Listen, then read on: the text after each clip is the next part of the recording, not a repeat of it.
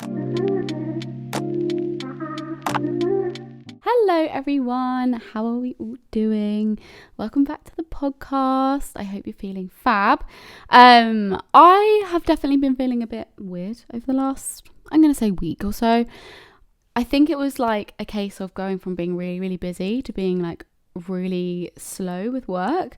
And don't get me wrong, it's lovely to have a bit of calm, especially before the storm, especially before the busy months. But my brain was like, oh my God, what am I doing? I can't do this. I've got so much to do, but I don't have so much to do. Like, how do I sort my life out? And then my flat was in a mess. I don't know about any of you guys, but when my flat is a tip, I feel so messy. I feel just, I am definitely a tidy house, tidy mind kind of gal.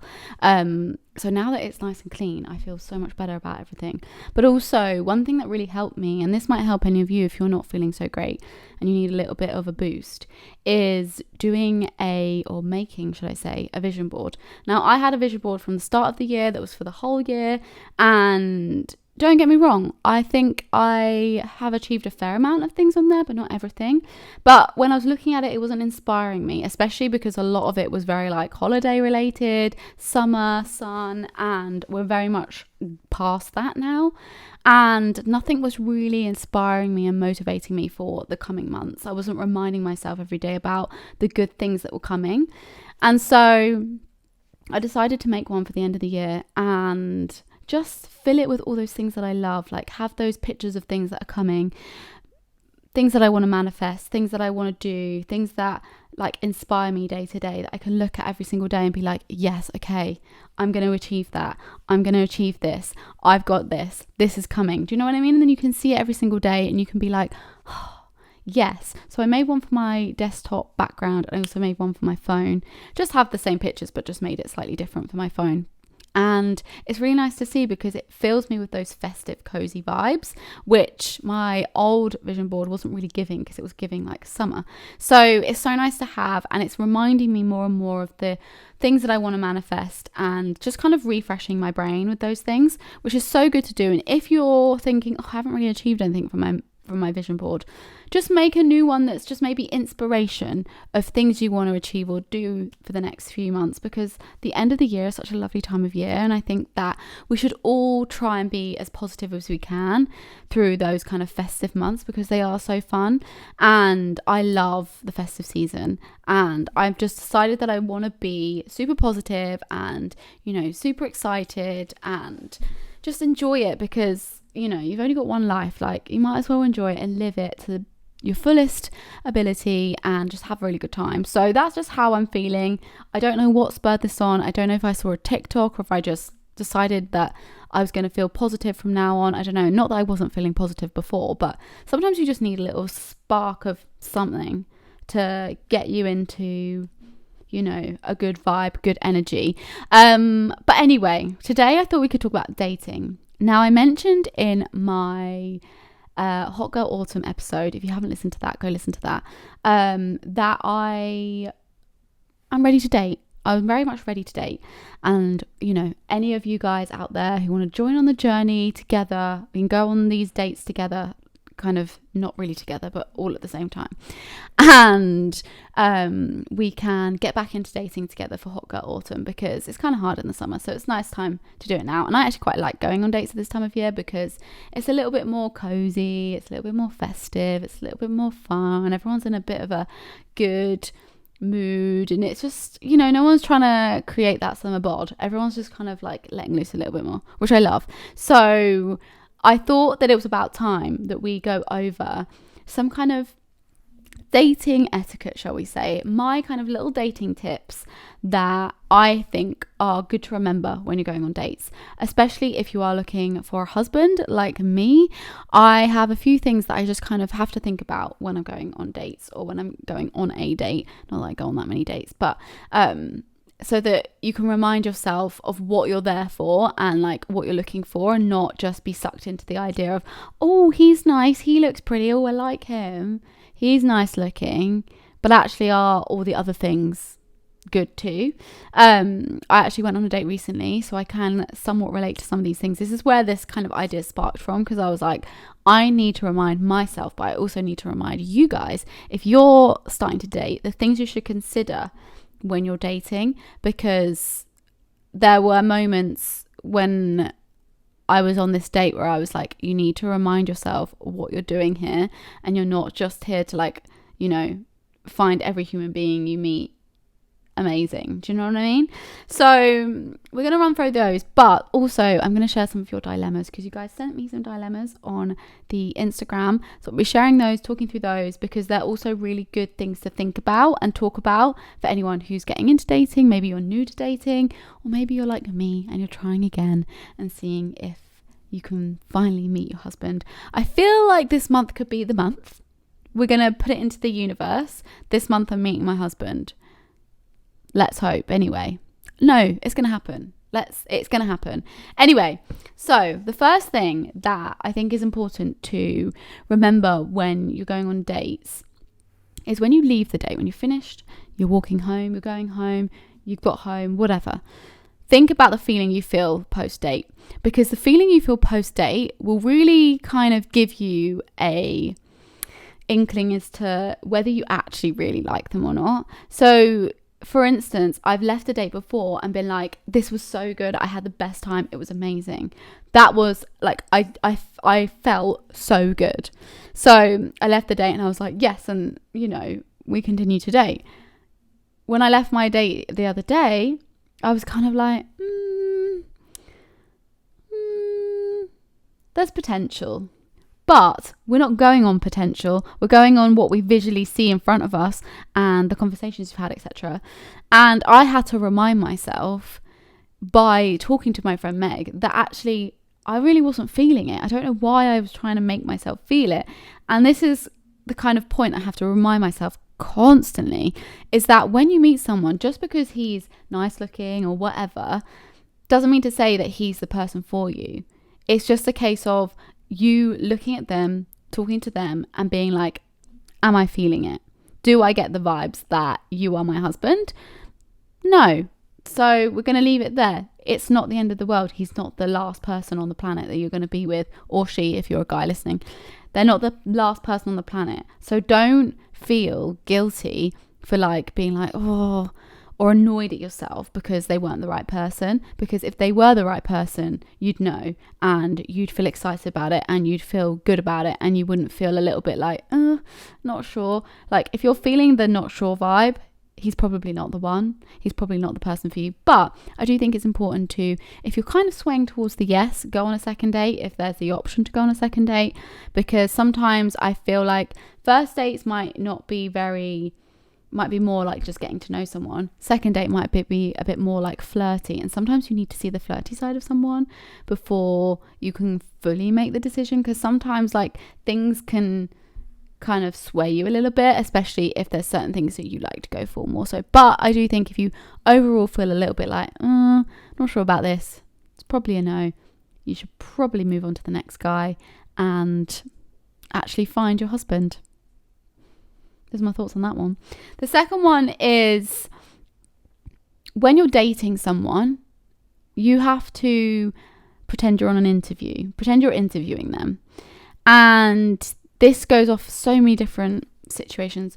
Questioning them on like things that you want to know the answers to, that make you feel like comfortable, or make you feel like those are things that you would want to hear from him, etc. Body language, the things they say, comments, their attitude, like the way they're sat, the way they're talking about themselves, the way they talk about certain things. Interview them and analyze them. It sounds so weird to say, because like why should you do that like when you don't know someone? But I think if you're dating someone and you're looking for the right type of person for you, you want to look at this guy, girl, whoever, and be like, okay, let me see what I like about this person, what I don't. And if the things that you don't like about them are things that really don't sit right with you, then you know they're not for you. If they're little things like, oh, I don't really like his clothes, you can change clothes. Or I don't like that, I don't know, he ate like that, he ate his food like that. They're kind of things you can kind of pushed to the side. But if there are things like, he's a bit cocky, or he feels he's like giving this weird vibe, or I don't know, he says one thing that you don't like, just don't go there. You have to interview them and see if they're right for you. You do not need to ask yourself, am I right for him? Because that don't matter. If he's right for you, then you can make the decision and see where it goes, or see if he messages you back, etc., etc. I think that so often us as females, or guys, if you're in the same situation, we feel as though we have to be the right person for them. We have to make ourselves the right person for them. But actually, it's a case of, is he right for me? Can I make this work for me? Is his lifestyle, his life, the things he does, the way he talks, everything, is this right for me? Because if it's not right for you, he's not the right man for you. You need to like get up, leave, and find someone else, because there are plenty of fish in the sea, and you will find a man that's right for you. But sometimes you have to go through quite a few frogs before you find your prince. And I say go through because sometimes you don't want to kiss the frogs. You just want to like meet the frogs and then say no to the frogs and then find the prince. Do you know what I mean? So interview them. Figure out whether you like everything that's going on, and then you can figure out whether it's a yes or a no. But then that leads on to the previous point of, when you leave the date, do you feel like it's a yes, 100% yes, or are you feeling a bit like, nah, not sure? Another thing to think about is if they say something that kind of puts you off within the date, but then you're like, but he is good looking and he does dress nicer and he is this and he is that, then pay attention to those things, because there are things that people say that are red flags essentially, and we push them to the side because we want to follow our heart and we want to be like, oh yeah, but I really like him, he's so cute. No, if you're getting a red flag, if he says something that's a bit weird, if he says something that doesn't sit right with you, you need to move on. Because I've been in that situation where I'm a bit like, oh, bit of a weird thing to say, bit of an odd one there, don't know why you said that. Or it could be something so little, like, oh, he's just like said something really weird, or he said something very normal but it was the way he said it. That can be a reason to just be like, I'm not sure about that. How someone is on the first date is just the start of how they might be for, you know, the rest of the dates. If you're getting a weird feeling, or if something's a bit off on the first date, something could be a bit off on the second, third, fourth date. So listen to that feeling, listen to your gut, listen to how you feel about it. And if you see a red flag, maybe think about, listen to it, look out for the red flags. That's another thing. When you're sat there and you're talking to someone, you're dating someone, or you're having that conversation, look out for those red flags. What red flags are you seeing? Because you might not see any red flags. You might not necessarily notice them when you're actually sat there. But if you're, you know, thinking post date, okay, well, he said this and this was a bit odd and this was a bit strange, then you can kind of figure out whether there was red flags or not. Because sometimes you don't notice it when you're actually chatting, but when you, like, you know, in hindsight, think about it, you know, just something to note. And the other thing that I wanted to say, this is something I felt from the date I went on the other day. And let's just say this date, nothing has come from this date, okay? But if the guy or girl doesn't message you after the date, then we are going to make that into an ick. Now, here's my reasoning why. If you're going on a date with a guy and he's like, oh, I'll message you, you don't message him because he said he'd message you. And unless you really, really liked them, probably wouldn't message them, because I just feel like you said you'd message me. If you really want me, you can come and get me. Nah, nah, nah, nah. Nah, nah, nah, nah. If you want to come and get it. Nah, nah, nah, nah. But if someone says, I'm going to message you, and then they don't, that's an ick. That's icky. Why have you said that if you don't want to message me? Like, you could have just said nothing. You could have said like, bye, speak to you later, and left it there. Speak to you later is very, very general. I don't think it really means anything. But if you say, oh, I'll message you, it just is icky to me. Why wouldn't you want to message me? Why wouldn't you want to date me? Your loss. Your loss, babes. If you've got to make it into an ick. You've got to make things that are things we would maybe make an excuse over into an ick. So if he doesn't reply to you or he doesn't message you after your date, it's an ick. Move on. We don't like icky behaviour. If he doesn't message you when you are expecting a message, ick. Let's normalise getting icks over very simple things so that we don't like fall into this pit of like, oh, but he loves me, oh, he's this, he's that. No, if he's not replying to you, if he's not giving you what you want, ick. And do you know what? It actually really works, because when I didn't get a message after this date, not that I was that fussed anyway, because I was just a bit like, after the date anyway. But when I didn't get a message, I was like, it's icky that you would decide to not message me. It's icky that you would decide that you wouldn't send me a message. Like, why wouldn't you send me a message? That's an ick. That's an ick that you wouldn't even think about it. It's an ick that, you didn't give me a number. Things like that. Or it's an ick that, oh, he said this one thing. Oh, it's an ick that he'd even follow that many girls. Ooh. It's an ick that he found my Instagram without actually knowing what it was and finding it some other way. Ick. I feel like it's just a bit weird, if I'm honest.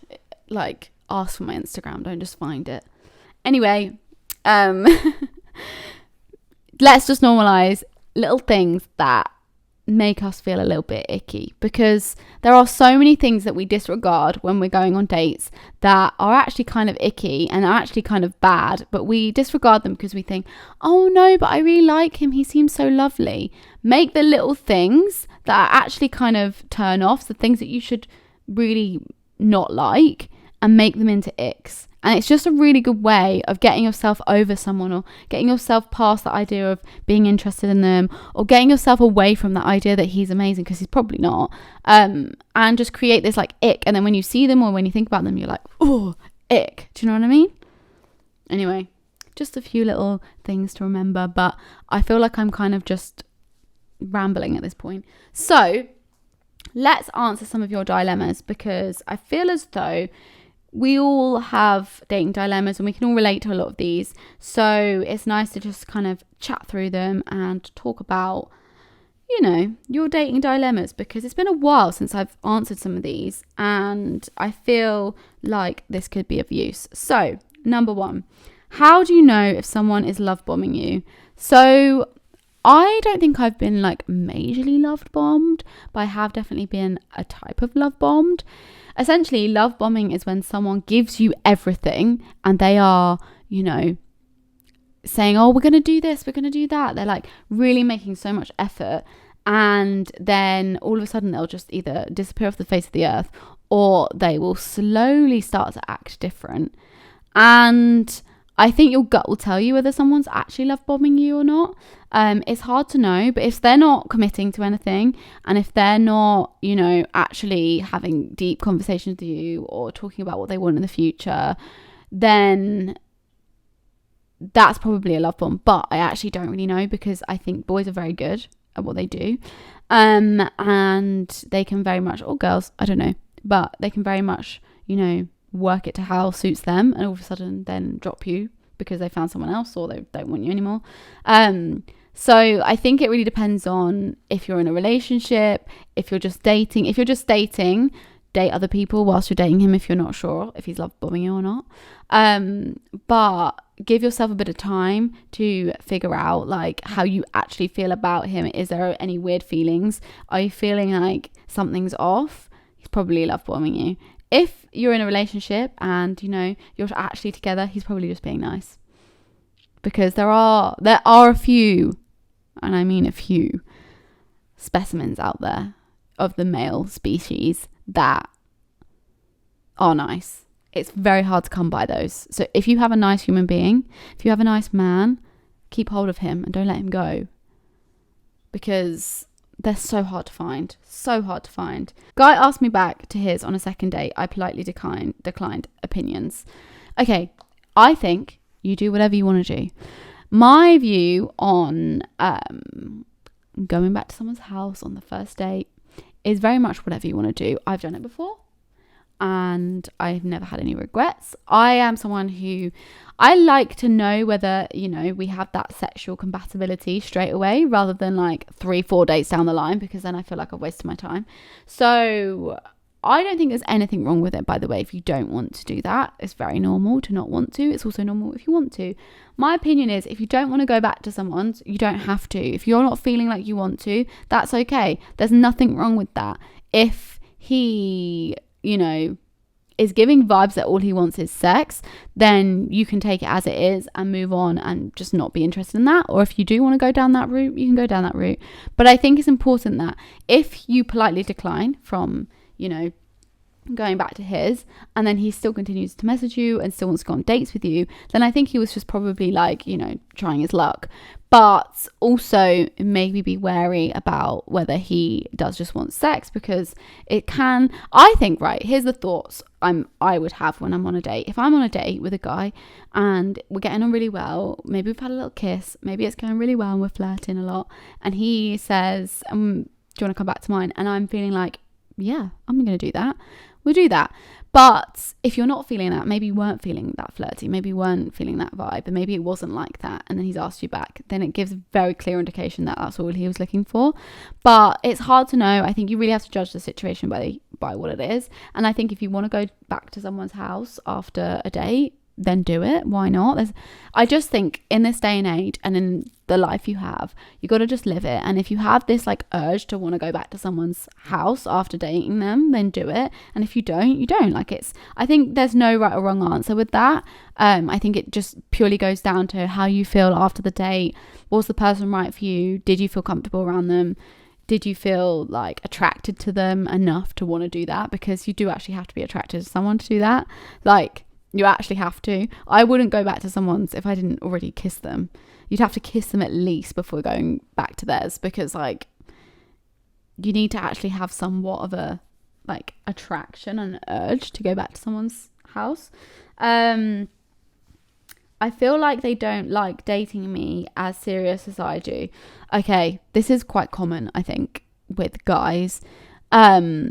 I've said this before, but if you're dating, it's important to try and date multiple people. Now, I say this, like, you should do this, but I'm not very good at doing this. But the reason I say this is because when you're dating, often boys are dating multiple girls. It's very, very common for boys to be doing this. So if he's not taking it as serious, it might be that he's dating other girls too. So my advice here would be to 1, bin him off. 2, date other people as well as him. 3, talk to him about it and say, you know, I really just want to date just you. Are you dating other people? Blah, blah, blah. Figure it out. And if he doesn't want to have that conversation, if he says he's dating other people, you know where you stand. Boys that happily communicate are usually the type of boys that, you know, genuinely want you to feel happy or whatever. If a boy doesn't want to communicate with you, if he makes it into like some sort of argument, a discussion, makes you feel bad, makes you guilt trips you, it's probably because he wants you but doesn't want you. Do you know what I mean? Okay. Another one is dating when you've only grown up around divorced parents / relationship failure. Okay, I'm not the best with advice on this one because I come from parents who are still together. But my advice is, if you come from a broken family, broken up parents, divorced parents, it's important to make sure that you have dealt with any trauma that you have from that. Now, I'm not coming from someone who knows everything about this, so please don't take this word for word. But it's important that if you have dealt with trauma throughout your life, maybe with relationships and stuff like that in the past, maybe with your parents, it's important to work on that trauma. Maybe speak to someone about it and figure out where the deep, like if you have any worries around relationships or anything like that, whether it stems from the divorce. Some people have that issue and some people don't. It really depends on when the divorce was, how young you were, whatever. So I think there's a lot of elements to it when it comes to figuring out like how to deal with it. But my advice would be to speak to someone first of all and deal with any trauma that you might have. And second of all, remember that every relationship is different. Every person is different. I was just about to say the same thing again, but basically everyone is different. So you going into dating is going to be completely different to how your parents did it. Life's different from how your parents would have, gone into dating. And I think it's important to just remember, maybe set some boundaries that make you feel comfortable. So when you are dating, be like, look, I feel a little bit worried about this, so I'm going to just set these couple of boundaries.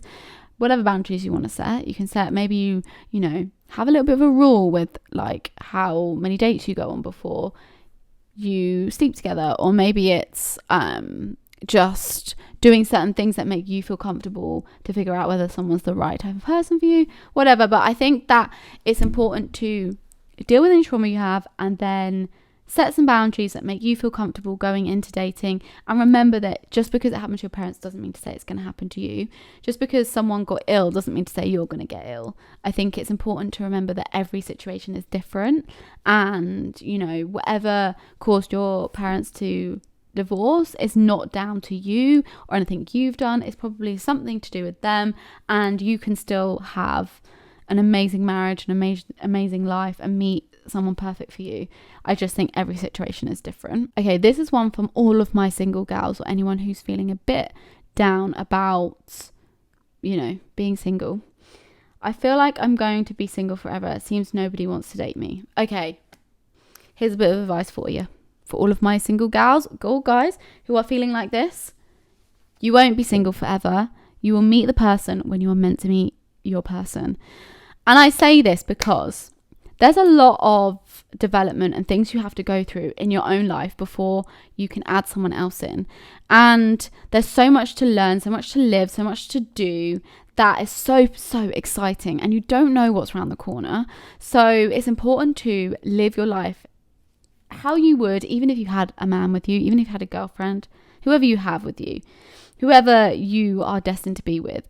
Just live your life as if they're already there. And one day it'll happen and someone will come into your life and you'll be blown away and you'll be like, oh my God, this is amazing. I always think about this, right? Sometimes I'll be sat here, say I'm sat in my living room, sat on my own, and I'm like, I'm not talking to anyone at the moment. A week later, I could be going on a date. 2 weeks later, he could have been and gone, and I could be back to being, not talking to anyone again. You don't know what's around the corner. And if you feel like no one wants to date you, it's nothing to do with you. Do a bit of inner work, do a bit of work on yourself. I know this is quite very much normal to say, like I say a lot, do your work on yourself, but make yourself feel like the best you, so that when you do go on a date or when you do walk into a room, you feel like the best you, and you're walking in there and you're thinking, I'm fucking amazing.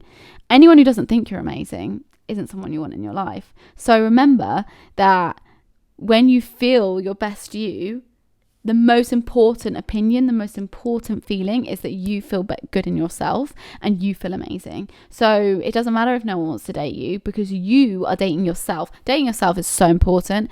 The right person will come to you when you least expect it, first of all, and second of all, when you're ready for it. You have to be vibrationally ready to meet the person of your dreams, but also you have to be ready in life. Like, there are so many things you might have to go through yet before you meet the person of your dreams. That might be discovering more about yourself, that might be focusing on your career, that might be doing things for yourself that make you feel like the best you, that then you can add someone into your life. I think sometimes we think that you can meet someone at any point in your life, but sometimes you do need time on your own. For me, I've spent a lot of time working on my career, and to be honest, it's been quite a focus this year of me just working on my work and doing, like, really working hard on that. And maybe that's something I needed to do first before I meet the man of my dreams. So just remember that you aren't undateable. People will want to date you. Sometimes it just takes a bit of time, and you've got to date yourself and love yourself before anyone can love you. That is not a direct quote, but that's from Angus Thongs and Perfect Snogging. How can you expect someone to like you if you don't love yourself? I love that movie. Okay, I'm gonna do a couple more and then we're gonna end this episode. But okay, date ideas if you're not mad into drinking. I got you, girl. So go on coffee dates. The date I went on recently was a coffee date, and I've never done that before, and I really liked it. It was really nice. It was very casual, very chilled. You can do anything. You don't have to go for a drink. I think that is just the like initial thing to go for. Coffee dates are really good to do. Do something kind of wholesome, casual. I would say go on a coffee date or do something fun that's like an activity. And if you do go for a drink, just be openly like, I don't drink, so I'll go for a drink, but I won't be drinking alcohol, something like that. I went on a date once where someone asked me for a drink, and he had like a non-alcoholic beer. So I don't think it's a problem if you do go for drinks. But I would say coffee date is probably like the best option for a date that's like casual, that's like easy, but also like doesn't involve drinking alcohol, because I'm not a massive alcohol drinker either, although I do love going for a drink, so it depends on my mood. Okay, last one we're going to talk about is creating a decent profile on the apps. Now this is something I actually am not that good at, because I find it quite difficult to look it's exciting and have a good personality. Like I would say, like, as a person, I'm quite good at talking to people, and I'm quite good at conversation. I have a bit of a dark sense of humor, but I don't think it's very easy to get that across on a dating app. So I always think it's important to have the pictures of you that you like the best about yourself. Have an array of pictures. So have pictures like close up of your face, so you can see what you look like. One that you're smiling in, one that's like an outfit picture, maybe one that's with your friends, so you can show a variation of you. I always like to make sure I have like a fashiony picture, because I'm a very fashiony girl, so like I want to get that across to anyone. And then in terms of prompts, like it's important to just say like really random things, like conversation starters. I think random things are kind of good, because then people can be like, oh well, I'll reply to that. And sometimes it's just kind of a bit fun to see like what people might say. I've changed it around so many times, I never know what to write on it, if I'm honest, because I don't know if it makes me look weird or if it makes me look strange. That's basically the same thing. Or if people see it and be like, God, her Hinge profile's boring. I've heard that before, I've seen that before. I don't know, it's so difficult. But I think just make sure that you write things on it that are very much you. Like I always say random things. So like right now on my Hinge profile, I have like, what's your favorite cheese? So random. But I think sometimes random is more fun than just being like, what's your favorite color? What's your favorite drink? Do you know what I mean? Like, it's just nice to have something a bit different. I think spicing it up. I did see this girl on TikTok say that with your Hinge profile, when you like match with anyone or you're talking to someone, or you like someone, say you're really pretty or you're so pretty as a comment. And apparently boys love that. I don't know, not tried it, might try it. But apparently if you say you're so pretty, then boys like that. I don't know, give that a go. But yeah, so those are my little dating tips, dilemmas for you guys today. Let me know if this was useful. I really feel like I've majorly rambled today, and I'm so sorry. I haven't spoken to anyone in like 2 days. I've not left my flat, and when I don't actually physically speak a word to someone, I'm like regurgitating everything that I have to possibly say. So hopefully this was useful for you guys.